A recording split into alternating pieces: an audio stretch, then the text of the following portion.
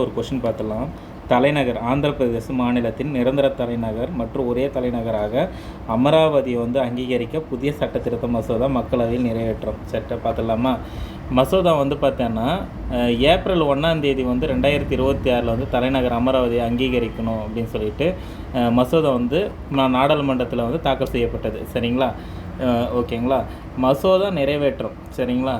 இது பார்த்தீங்கன்னா மாநிலங்களவையில் பார்த்தீங்கன்னா 2ஆம் தேதியில் நிறைவேற்றப்பட்டது.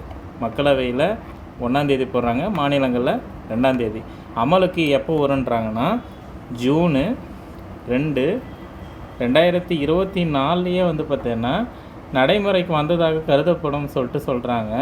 ஆனால் இதனுடைய அரசனுடைய பின்னணியை பார்க்கும்போது சந்திரபாபு நாயுடு தலைமையில் ஆந்திர அரசு அமராவதி தலைநகராக அறிவிக்க கோரி மார்ச் 28, 2026 சட்டமன்றத்தில் ஒரு தீர்மானம் நிறைவேற்றியிருந்தது.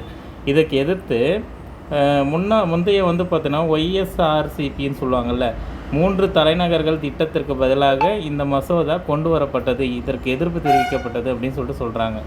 சரிங்களா? தேங்க்யூங்க.